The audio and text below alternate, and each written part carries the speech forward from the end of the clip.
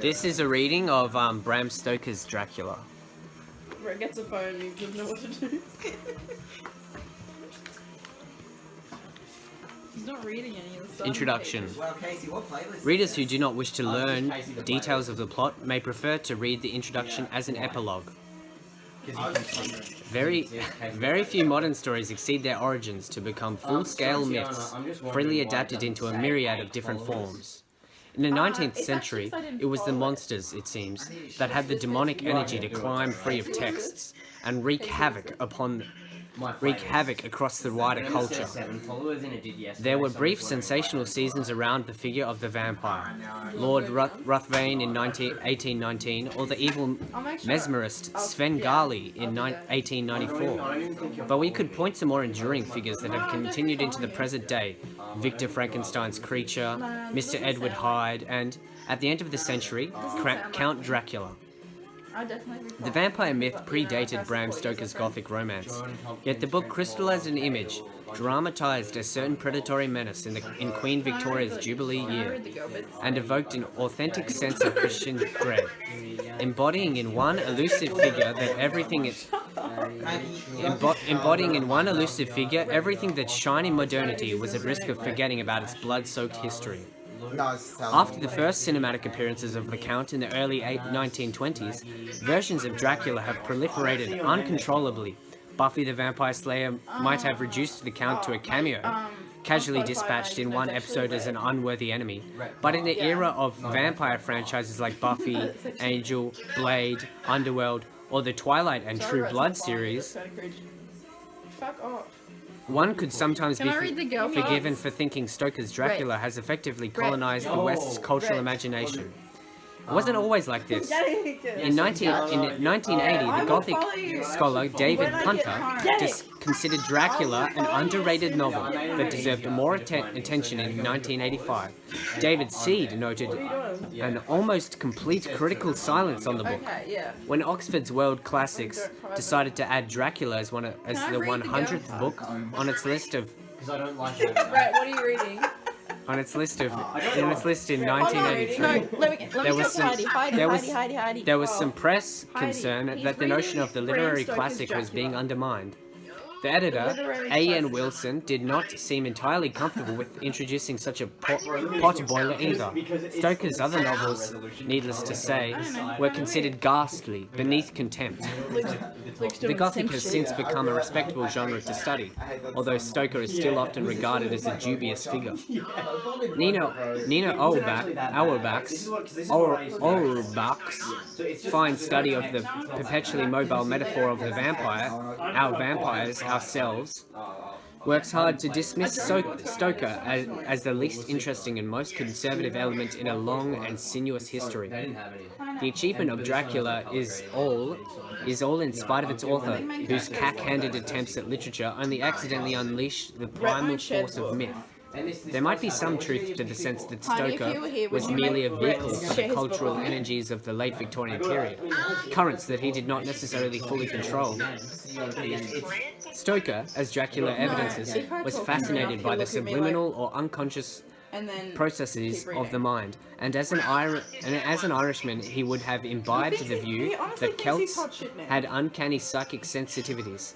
Yet it was Stoker's remarkable position in the late Victorian cultural life that allowed him to end up as the writer who could so effectively condense an era's principal concerns into one breathless flight of melodrama. Bram Stoker. Documenting Bram Stoker's life is not hard. Interpreting key aspects of it, however, has proved controversial, and the author remains rather enigmatic, tempting many to speculate about the inner meaning of an outwardly respectable career. Bram Stoker was born in 1847 in Dublin into a middle-class Protestant family. His father was a lowly functionary in the civil service of the British government in Ireland, which in the 1840s was steadfastly doing nothing to alleviate the appalling starvation conditions of the Catholic peasant majority. The small social circle of the Protestant elite in Dublin resulted in many connections. Stoker knew the family of Sir William and Lady Wilde very well. Their son Oscar was born in 1854. Both were fascinated by Celtic mythology and were sympathetic to Irish demands for self-determination. Both took an interest in Bram. Their neighbour in Merrion Square was the Gothic novelist Joseph Sheridan Le Fanu, whose influence on Dracula was extensive. Le Fanu part-owned the Dublin Evening Mail, a conservative anti-nationalist newspaper for which Stoker wrote theatre reviews from 1871. Such political differences and debates were woven into the heart of cultural life in Dublin. Stoker came to know every significant Irish writer to emerge from this sphere in the latter half of the 19th century. After a sickly childhood, Stoker grew into an athletic giant of a man, famed for his sporting prowess in racing and rugby. In 1864, he began to study mathematics at Trinity College, Dublin, and threw himself into the debating worlds of both historical and...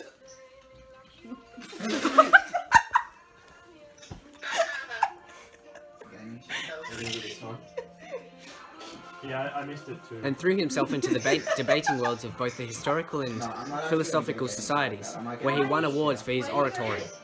He met many distinguished visiting speakers and debated literary and cultural matters energetically. In 1868, for instance, a controversy erupted over alleged improprieties of the poetry of Walter Whitman. After reading Leaves of Grass, Stoker became an advocate of the poet and wrote to Whitman a number of times before eventually meeting him in the 1880s. Stoker eventually graduated in 1870, largely because he followed his father into the civil service in 1866, working full-time as clerk in the department of the Registrar of Petty Sessions. Part of the legal system's Byzantine structure. This was an era of modernizing ancient systems, and Stoker was part of this professionalization, a matter not unconnected with the bright young professionals and their newly minted office systems we met in Dracula. His first book was a handbook with the enticing titles Duties of Clerks and Duties of Clerks of Petty Sessions. By the time this book was published, however, Stoker had resigned his post and utterly transformed his life. Like that's the size of my laptop. Henry Irving, 1838 to 1905, was considered one of the greatest Shakespearean actors of the day. Stoker had first seen him perform in The Rivals in Dublin in 1867 and was starstruck. By the 1870s, What is this? Guys, I pause so I can ask you questions. Hey Heidi, yeah, go like this. By the 1870s, Stoker's role as theatre critic allowed him to meet the great thespian. The critic was invited to a meal to celebrate another Dublin performance in 1876, and was treated to Irving's party trick, a dramatic recitation of the poem "The Dream of Eugene Aram," by Thomas Hood. Irving would act out the morbid guilt that saturated the poem with extraordinary physicality. Stoker was entirely overwhelmed. That experience I can never forget. The recitation was different, both in kind and in degree, from anything I had ever heard. Such was Irving's commanding force. So great was the magnetism of his genius, so profound was the sense of his dominance that I sat spellbound. Outwardly, I was as of stone, naught in me but receptivity and imagination. As to its effect, I had no adequate words. I can only say that after a few seconds of stony silence following his collapse, I burst out into something like a violent fit of hysterics. Acts of gross indecency. Lovely. Okay. He goes, okay. Hey Luke. Yeah. It's just the resin is so bad that it just cannot. It doesn't go small. It doesn't work. What are we doing? You don't need that much more. Huh? I'm getting my haircut tomorrow. Stoker's reminiscence insists that he was a very strong man, yet proudly and disarmingly confesses that he was utterly unmanned in this encounter. Really? 2 years later, Henry Irving offered Stoker the chance to become his business manager at the Lyceum Theatre in London. It's so dead and damaged. Like, The salary was 3 times that of his civil service post, yet without much security or prospects. Stoker agreed, despite anxiety expressed by his parents for stepping into the déclassé world of the theatre. He hastily married for the Dublin beauty Florence Balcone, who had recently refused an offer of marriage from a love-struck Oscar Wilde, and travelled to London, where he was to manage the Lyceum for 20 years between 1878 and 1898, continuing to work for Irving until the actor died in 1905. Stoker tirelessly managed the actor's chaotic personal and financial woes, often in the face of I'll come where? often in the Not when you do that. No. Hey. Guys. often in the face of Irving's irksome and quixotic decisions. Yeah, and Maggie? He paid actors and backstage staff, organised set design, read over 1,000 submitted scripts, and organised several tours of America, which raised money to keep the London theatre working. Why not? Casey doesn't want to see it. He worked as a press agent, advertising copywriter, wrote hundreds of thousands of letters on Irving's behalf, and helped smooth the way of Irving's knighthood in 1895, the first for an actor, by arranging private royal performances. Just trying it out. Stoker also helped manage the careers of two leading actresses who worked with Irving, Ellen Terry, who called him Ma, and Genevieve Ward. Both were much admired, but on the margins of respectability, yet were unequivocally supported by Stoker. So legendary were Stoker's management skills that the bankrupt painter James Whistler begged Stoker to take on his finances. He became Mark Twain's London agent, dabbled in publishing ventures, and had a hand in engineering the astounding literary success of his close friend Thomas Hall. Thomas Hall came, negotiating contracts, reading and writing manuscripts, ensuring reviews. Stoker adjusted his clock to Irving's nocturnal habits, regularly dining with eminent visitors to the Lyceum after performances into the early hours. It was at this beef steak club that Stoker befriended political figures like William Gladstone, Liberal Prime Minister in the 1880s, controversially advocating Home Rule for Ireland, and literary figures such as Sir Richard Burton and Arthur Conan Doyle. Somehow, in his spare time, Stoker studied and took the exams to become a qualified barrister in 1890. He also published his first collection of stories in 1882, and 4 novels between 1890 and 1897. When Dracula appeared in May 1897, it was a modest critical success, as one of those fashionably weird tales, yet no one grasped how long it would endure. Stoker's output increased with the financial insecurities that lost Irving control of the Lyceum in 1898. When Irving died in 1905, Stoker promptly composed an adoring 2-volume biography. This work rate led to a stroke in 1906. Stoker's last years being marked by ill health, poverty, and diminishing returns for his literary efforts. His last books, such as the notorious Lair of the White Worm, 1911, with its unconstrained phallic imagery and hysterical tone, were deeply disordered and strange. He died in 1912. These bare bones already hinted some intriguing ambiguities. Stoker married Florence Balcombe and had 1 child in 1879. Yet Stoker's life was dominated by intense friendships with men, a fraternal bond celebrated by Whitman's poetry. Some have speculated that Stoker's sexual relationship with Florence ended with the birth of their son, and that he led a double life, perhaps with actresses or prostitutes. He often tortured for months with Irving, leaving Florence, one of the great beauties of the age, to the flirtatious attentions of society figures like the...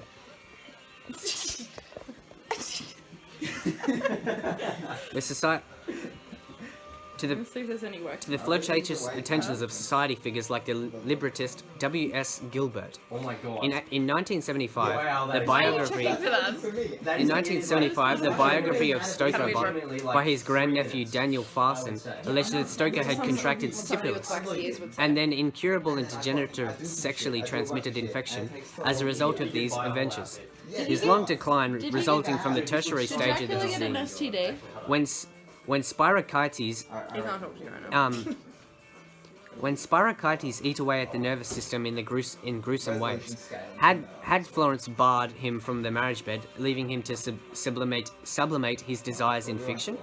This remains entirely speculative, as do interpretations of the nature of Stoker's relationship with Irving. The writer happily confessed his adoration of the actor, yet he also experienced Irving's demonic control. Surely knowing it would invoke Count Dracula, Stoker recalled that Irving in the play Van der Decken gave one a wonderful impression of a dead man fictitiously alive. His eyes seemed to shine like cinders of glowing red.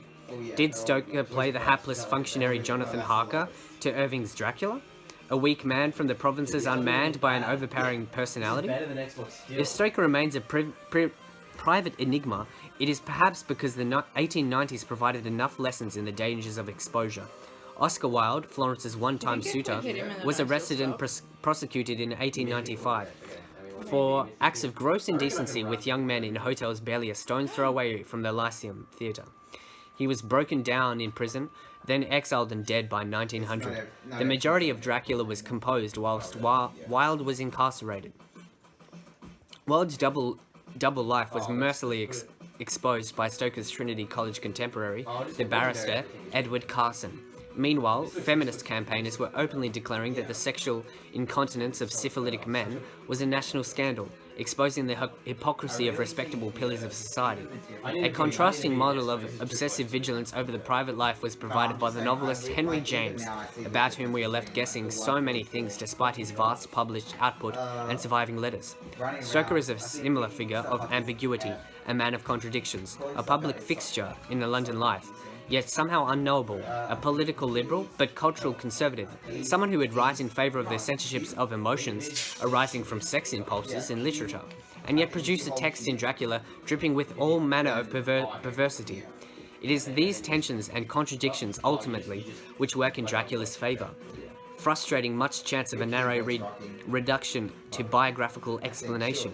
But this is also because Dracula derives much of its power not from an individual's imagination, but by plugging so directly into the history of Gothic literature and 2 centuries of folklore about the vampire. Gothic romances and vampire reports. The Gothic is a thoroughly modern genre, emerging in the 18th century, often considered to have been inaugurated by Horace Walpole's eccentric tale, The Castle of Otranto, 1764. Whilst this was declared the Age of Enlightenment, its skeptical philosophers celebrated progress, knowledge, and liberty. The Gothic was a repository for everything modernity hoped it had left behind. The genre offered a phantasmagorical, pre-modern world, a place of feudal tyrants, arbitrary rule, cruel punishment, corrupt monks, menaced virgins, and peasants cowering in superstition. Early Gothic novels were often set in a medieval past in Southern Europe, places of peasant serfdom and Catholic power. In central ways, Gothic literature helped define a rational modern Protestant England by luridly imagining its other feudal, fanatical Catholic European.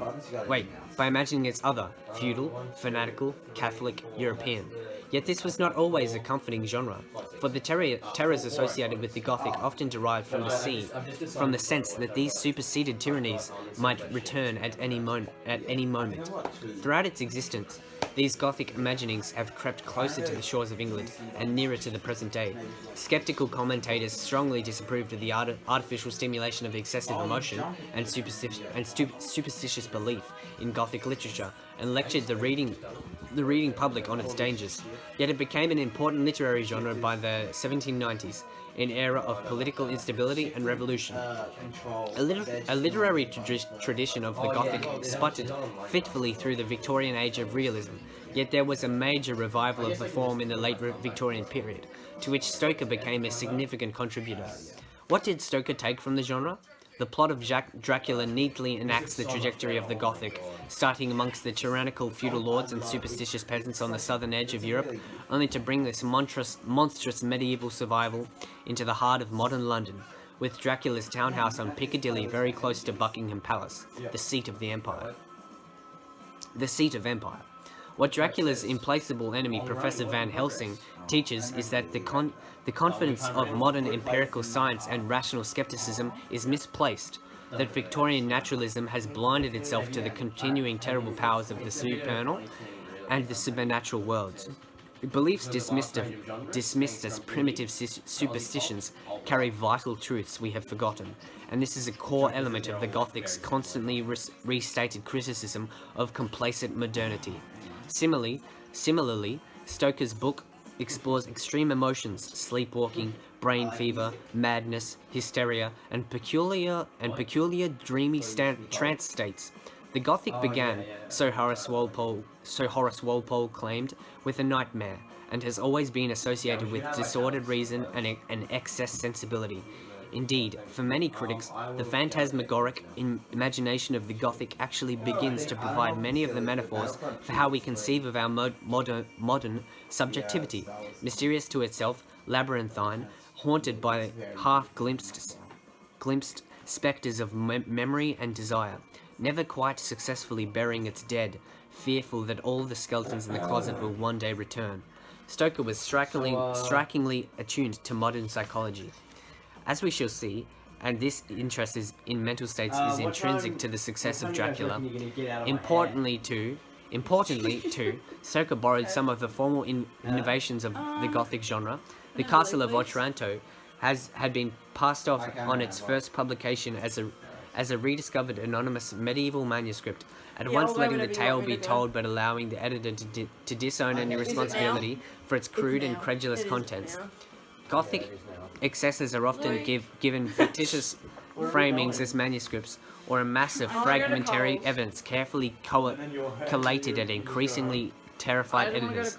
Although Wilkie Collins, the Woman in White, 1860, and massive letters, witness statements, diaries, and news reports was Stoker's obvious model for Dracula.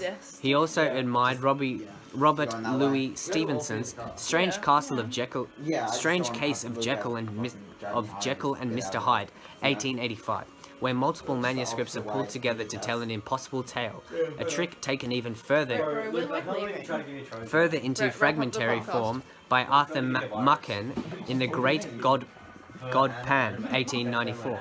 Dracula actually narrates its own construction, as Mina transcribes documents and shuffles them into chronological sequence, anxiously rushing to be as contemporary as possible. The reports trying and always failing to become identical with the very events they describe.